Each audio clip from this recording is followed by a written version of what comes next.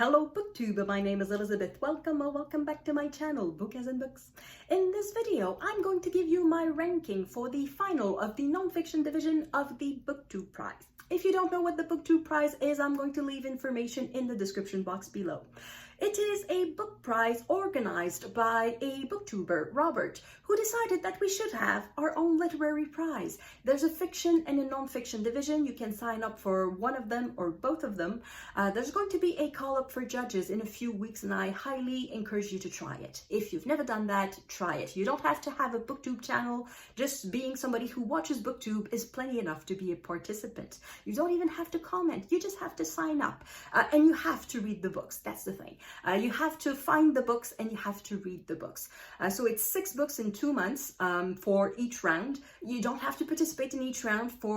Before the beginning of each round, Robert asks us if we can volunteer for that particular round. So for this year, I volunteered only for the first round and for the final. Normally, I volunteer for at least 3 rounds, generally 4 rounds. So that's the situation with the Booktube prize. So as I said, if you've never done it, try it. It's super fun. And I'm going to leave a link to the Booktube prize channel, and that is where you're going to see all of the information. So the 6 books that I had to read for this nonfiction final, well, in fact, I had just 5 books to read because one of them I had read in the first round. So in the order that I read them, the books were Eve, How the Female Body Drove 200 Million Years of Human Evolution by Kat Bohannon. That's the book I read in the first round. And then How to Save Babylon by Sophia Sinclair. We Were Once a Family, A Story of Love, Death, and Child Removal in America by Roxana Asgharian. Master Slave, Husband, Wife, An Epic Journey from Slavery to Freedom by Ilion Wu. King, A Life by Jonathan Aig. The Underworld, Journeys to the Depths of the Ocean by Susan Casey. So these books covered a wide variety of topics. They were 2 science books. So there's Eve, which was a natural science book, and The Underworld, which was a book a bit about nature because it's about the depth of the oceans, but it was more about the exploration. So there was a lot of technical stuff about it, stuff about submarines and submersibles and the various journeys that were there. There's a biography, King. There's a memoir, How to Save Babylon. There's a work of history, which is We Were Once a Family. And there is a work of, no, it's not true. That's a work of journalism. So that's investigative journalism, We Were Once a Family. And the work of history is Master, Slave, Husband, Wife. So that one is history.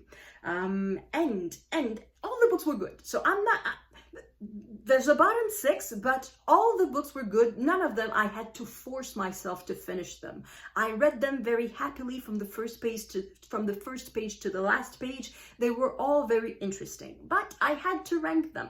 And for me, there were 3 that stood out. 2 at the top and 1 at the bottom. There was a bottom 6. So even though I'm going to complain about the book quite a little bit, I understand why it made it to the final. That book is a sweetheart, a favorite, a loved one by a lot of people. I think it won quite, yep, the sticker on it says winner of the Pulitzer Prize. Master, Slave, Husband, Wife by Ilion Wu. That's my number 6 and a solid number 6. The reason is not the story. The story is amazing, and I think the research is also very well done. My problem is 100% in the execution of it, the writing. Too often, I felt like the author thought I was an idiot. That story is not told. That story is spoon-fed to the readers, and I did not like that at all. So what is the story? The story is that of Ellen and William, whose picture we see on the cover. They were slaves in the deep south, I believe in Georgia, and they escaped to the north, which was quite rare. There had been a few escapes, but most of them came from border states such as Maryland or Kentucky. Generally, slaves escaping from the deep south was rather rare. And then they escaped all the way to England because that is the only place they felt safe. They did not even feel safe in Canada after that because slave catchers were sent after them. The way they escaped was that Ellen was so pale of skin because she herself was born of the relation, is the term I'm going to use, even though there's another R word that could be used, between her father, who was the master of the house, and her mother, who was a slave. So she's the daughter of a white man, and there's a very good chance that her mother was also the daughter of a white man. So that means that her skin was very, very pale, and that she could pass off as a white person. And that is what she did. She disguised herself in men's clothing and passed off as a young white man who was going to the north, to Philadelphia, with his faithful slave, who happened to be Ellen's husband, William, to get medical help. So that is the story that they put together, and they managed to escape. They used the boat, the trains, they used public transportation to get to the north, because she passed off as a white young man accompanied by his slave. And that was brilliant. That was brilliantly done, and they accomplished what they wanted to do in a brilliant manner. And after that, once they reached the north, they sort of embarked on speaking tours to denounce slavery and speak against slavery, yeah, they became public speakers like former presidents, like former presidents do. However, slave catchers were sent, and they got scared, and they left for Canada, and then for England. So the story in and of itself is super interesting. As I said, my issue is with the writing. I'm going to give you a few examples, because I thought, yeah, it was dumbed down. That's the thing. Every information was told at least twice, at minimum twice, but it was more 5 times or 10 times or 20 times, like the fact that Ellen escaped dressed in men's clothing. So the first time, it's told the first time, and then it's told a second time, and oh, she's thinking about her clothing. She's not used to wearing men's clothes. And then again, and again, and again. It never stopped. It stopped only once she reached her destination and changed it again into a dress. It was annoying. But that was even worse. I'm going to give you an example that was typical of everything in the book. So Ellen had scars on her arm, and that was because of a case of tuberculosis. So the sleeve of her sack and shirt covered skin damage from a bad case of tuberculosis. If there was a period there wouldn't be any problem. Okay, she got bad scars from tuberculosis. However, that would be too difficult for the reader, don't you think? Just saying she got tuberculosis? Let's be more precise. So from a bad case of tuberculosis, which she caught when someone spoke or spat or even sang in her direction. Do we need to have the biological information of how a virus is being transmitted? Somebody just speaking, like not through a camera, you're safe. I can have tuberculosis, you're not going to get it, it's fine. But face to face, or somebody spat in her direction or sang, oh my God, the possibilities. But the sentence is not over. The sentence is not over. So, or even sang in her direction, and the disease entered her body. Good grief! How stupid am I supposed to be? Not enough that tuberculosis, I'm not supposed to know that it's a virus that is transmitted through spitting or talking to someone, through droplets in the air. We've all been through COVID. We all know what droplets are. We know what that is. But no, apparently we don't know what that is. It must be explained that she caught it. We don't know how. So let's expose all the possibilities. So when someone spoke to her or spat or even sang in her direction, and then the disease entered her body, because again, I would not understand that had it not been written out. Everything was like that. Another occasion was, I have it here. So for some of it, I copied it in my notebook, but for some others, I just took a screen grab. Another case was when she, in her journey, at some point, she knew that she would have to sign a book, that she would sign a log to get aboard a ship or a train. Anyway, she would need to sign a book, and she doesn't know how to write because she was a slave, and at the time, slaves were not allowed to know how to read and write. So that's another reason why she was all bandaged up and pretended to be sick and seeking help, so that she would not be able to write. So she goes to the place where she must sign up to buy the ticket. And she sort of pleads with the guy behind the counter. Oh, could you please, I can't hold a pencil, I can't hold a pen, I can't write, my arm is utterly useless, can you just put an X in my name instead? And the person behind the counter is adamant. No, sorry sir, I cannot do that. Go fetch someone who can vouch for you. I cannot do that. And just at that moment appears somebody that they had met on the previous leg of the trip. And that person just says, oh, I know that young man, I'll vouch for him, I'll sign for him. And that person signs.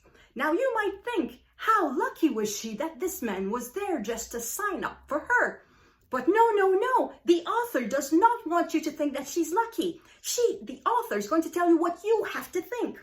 For Ellen, it was another major triumph. She had outwitted her challenger, not just with a clever disguise, by luck or coincidence. No, you're not allowed to think that. But by the goodwill she had built up with the stranger. In a single moment, her hard work paid off. Her success exposed both the hypocrisy of her world and the possibility of one person's power to help another, of civilization's ability to break down what it wrongly put up, that is, when blinded to its own constructs. It was luck. I'm not denying that she did the work, that she did her part very well, that she took risks, that she was rewarded for the risk that she took, but luck was involved. Do not deny that. So anyway, the entire book is on that tone. At some point, I sort of turned it off. I stopped writing down every time something was repeated or every time something was dumbed down. Another episode where everything was dumbed down was when the slave catchers were sent to Boston to try to catch them again. And the slave catchers were surprised at the reception that they received. The reception was very hostile. And then at some point it says, the situation was bad, but worse was still to come. And then there were like 2 sentences, and then that was just the beginning. Everything was spoon-fed to you like that. And I was thinking, is this a young adult book? It's not supposed to be a young adult book, but I'm thinking that in the back of the mind of the publisher and of the author, they are thinking that this book will not be read from cover to cover for eternity. At some point, people will stop buying the book, and that its best way to sell copies or to get some copyright will be if it is used in colleges and universities. And I was thinking, okay, perhaps they think that history teachers will just photocopy with paying the copyrights, but we'll just take a few chapters and give these few chapters to read to their students, perhaps even high school students, high school and college, because not even university, just high school and college. And I think that that's what's in the back of the mind of the author. Information that is going to be spoon-fed to people who have not read about the topic, to people who don't know much about the topic, who are still learning, and yet who need the information to be spoon-fed. It's fine when you're in high school. I'm totally fine with that, with information being adapted to somebody who is still in learning, who is 15, 16, and does not have the reading experience that adults have. But for an adult, good grief, it was too much. So that's the reason I pushed at number 6. But as I said, the research was well done, and the story is very interesting. So if it's the sort of thing that doesn't bother you, just read the book. It's totally worthy, but it's not. It was not to my taste. So mini rant over. Now let's move on to number 5. The one at number 5.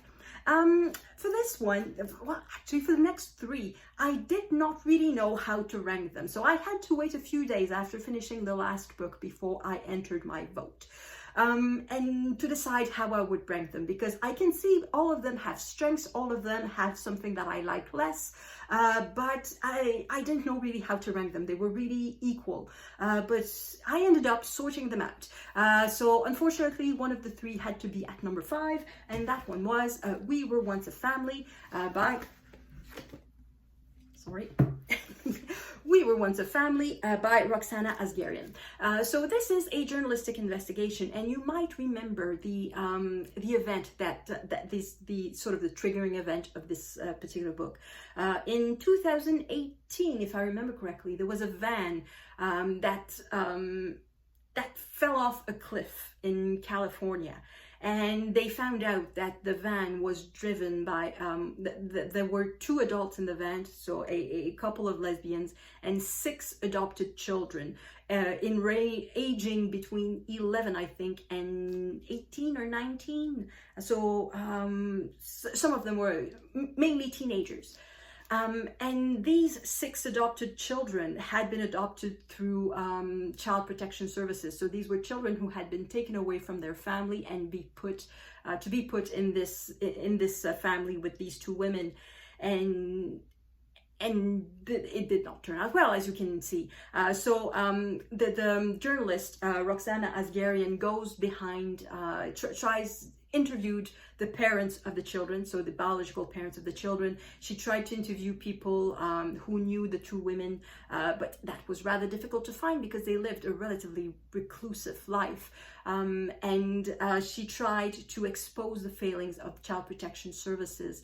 All 6 children came from Texas, so it was specifically the child protection services of Texas that were under scrutiny in this book. And that's a bit the reason why I put it at number 5. It's because it's a bit too specific for me. I'm in Canada, I'm in Ottawa. So we do have child protection services. They vary from province to province, and there's no perfect service of the sort. I'm sure all services have their issues, but the issues that they have are probably not the same in Texas and in Ontario, or in Texas and California, or Vermont, or some other place. So that's the reason why I put it to number 5. It is perhaps a bit less universal, and I'm wondering also how long the book will be valid. The book will still be relevant in 5 years, for example. So that's the reason why I put it to number 5. However, it was super interesting. The story was extremely sad, very gripping. It's hard not to be very frustrated when you read this book. The failings of a child protection society is always... It's enraging.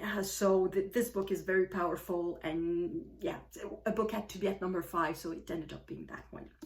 And then at number 4, I put How to Save Babylon by Sophia Sinclair. So this is a memoir of growing up. I do not like memoirs of growing up. However, I did put it at number 5 because I recognize it's a very well-written book.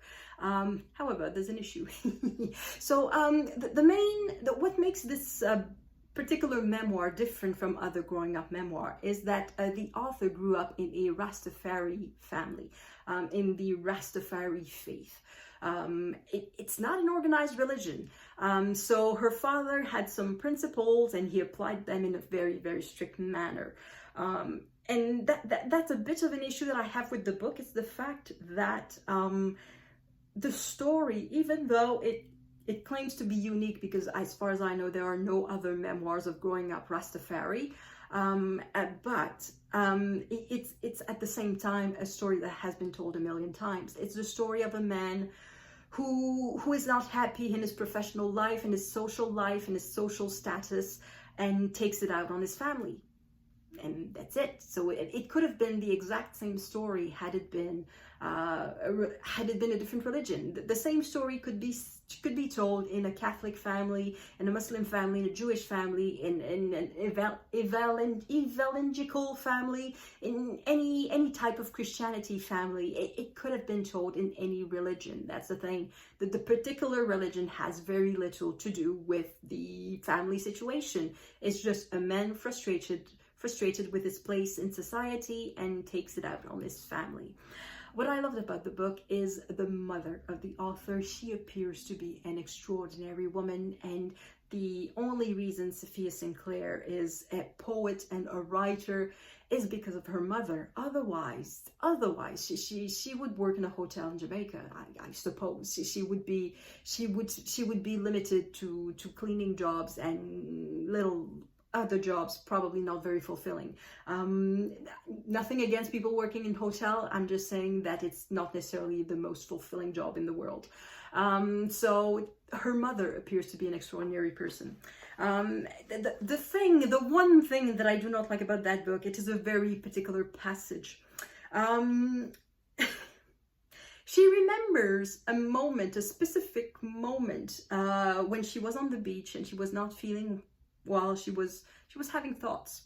So here's the context. Her father and her mother were arguing. It was about Jezebels and Babylons because they were living with, so her parents married, they were relatively young, and they were living with her mother's family. Her mother's father, who had remarried a woman younger than his own daughter, so they were having children. So some of the aunts of Sophia were younger than her, but some others were also older than her, were the age of her mother. And according to her father, they had a bad influence on her. So he called them Jezebels.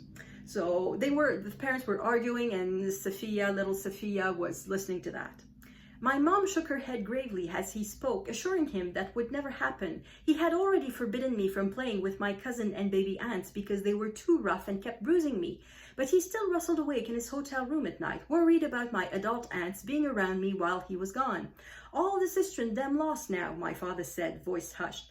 Lost because they fell under the spell of Babylon. He pulled on his precept and shook his head. I'm tired of living with Jezebel, he said. As he spoke, the words blazed against my mind, fear rattling me as my father cursed on, terrified that I too would fall under an evil spell of Babylon and get lost. The world has no place for an unclean woman, my father said, and turned to leave my mother in the bedroom. I scattered out of sight down the beach and found the hull of an empty sea urchin with which to trouble my hands. I was a number, years old, heart skittering as I sat alone with this thought, hazy and unformed, the unclean woman. It sounded bad and dirty. It made my father angry.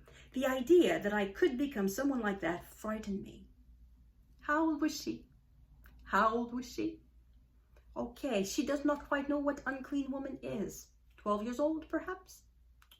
No. That doesn't make a good book. 8 years old. No. Still too old. She was 5. 5 years old. I don't buy it. I just don't buy it at all. It's impossible that a 5-year-old girl can think about unclean women. It makes no sense. Tell a 5-year-old, all the 5-year-olds that I know, granted, I'm not a kindergarten teacher, so I don't know thousands of them, but all the 5 years old that I know, they have no second degree. So if you tell them that they are unclean, they're going to look for ketchup stains. They're not thinking of anything else. It makes no sense. I don't buy it for 2 seconds. So that is clearly a built memory, a rebuilt memory. With hindsight, she attributed to her 5-year-old self who was unhappy on the beach. She attributed to that little girl thoughts of an adult. And that bothers me. But that's the one place where it is. And then she passes on, she moves on to another subject, and that's enough. So it's the one tiny little thing that made me go, ugh. And that's a type of thing why, an example of reasons why I don't like growing up memoirs. I think there's a large part that is fake, particularly like these epiphany moments when you're 5 years old. It's not true. It's not. I don't believe it. But it bothered me, as I said, just for a minute or two, and then I moved on, and the rest was very good. So I have nothing else against the book except that particular passage, which makes no sense. Makes no sense. So that's the reason why I put it at number 4.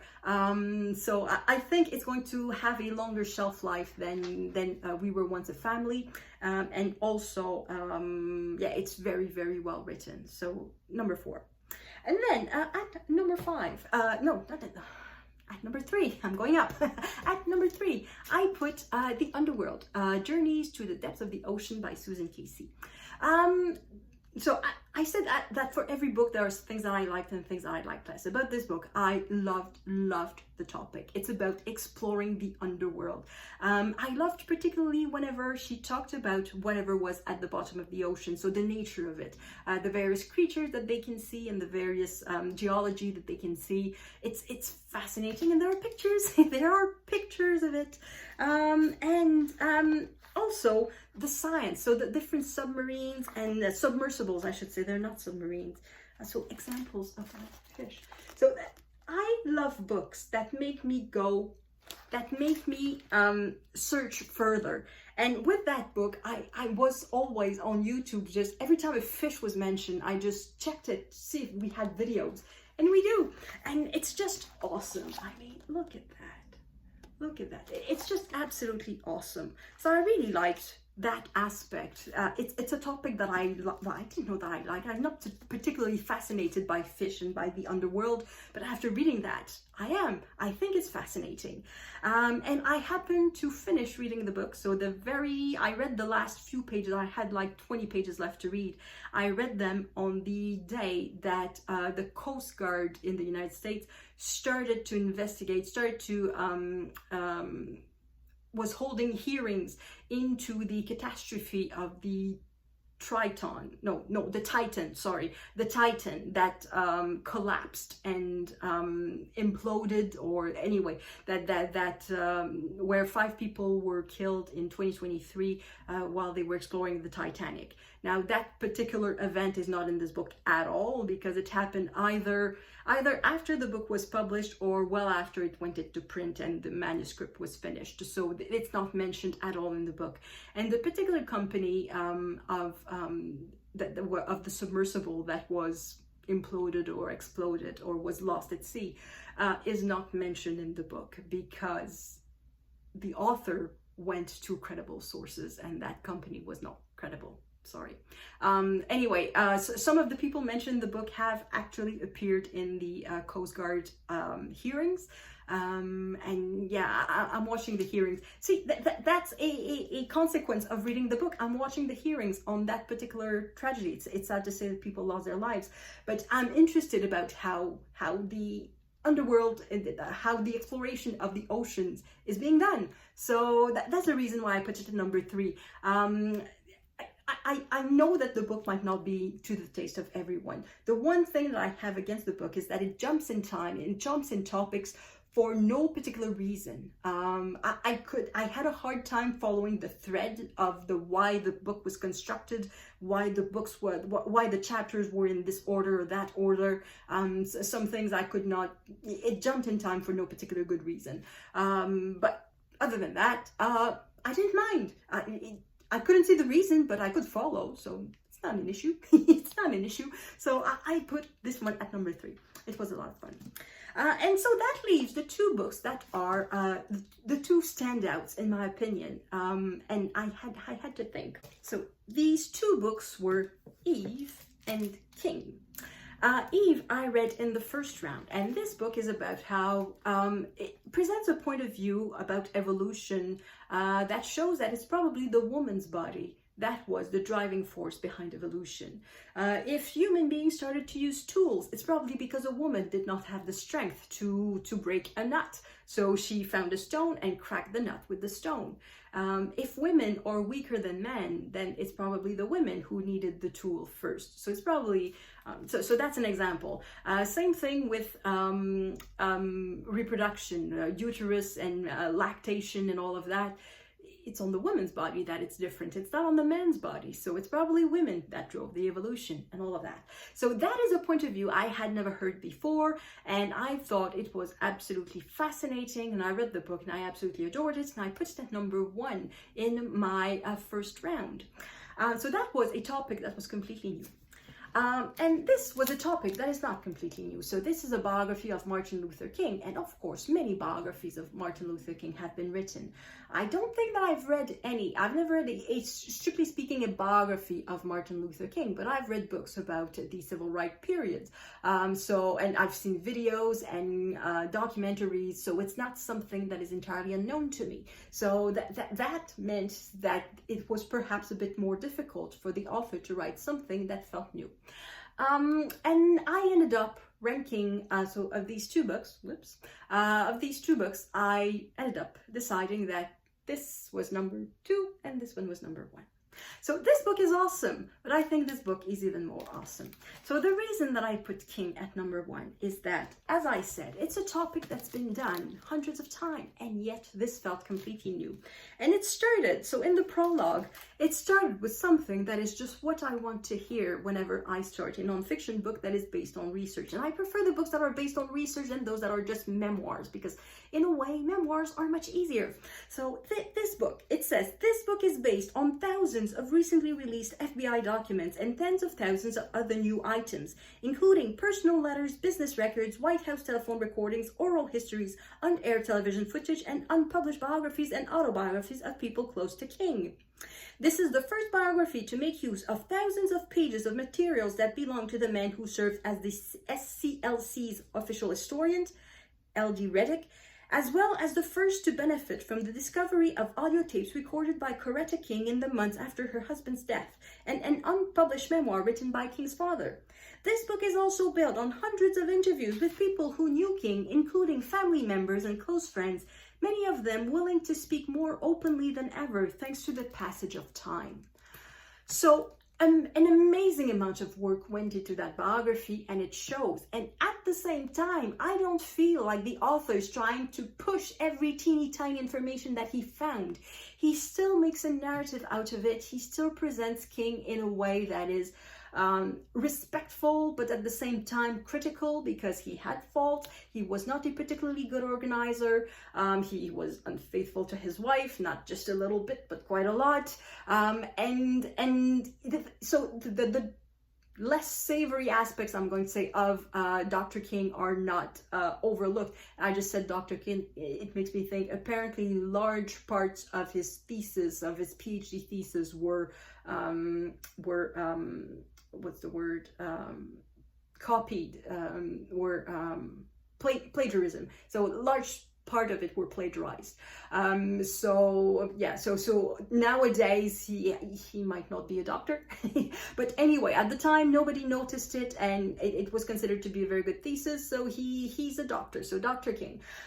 So as I said, the less savory aspects are not pushed under the carpet. It's not a hagiography. It's not, he's not writing about a saint. He's writing about a man, and it's super interesting. I'm so happy I read this, and it's a great book. I said about the We Were Once a Family that it was perhaps a bit too American to be of interest for a long time, or does not quite have the broad appeal.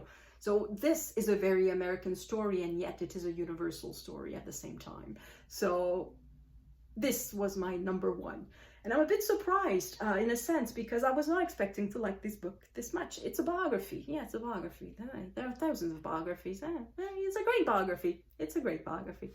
So that's it. That was my number 1. So let me know in the comments if you judged the final. Was your ranking somewhat like mine, or not at all? Or if only some of these books you have read, well, then tell me what you think about it.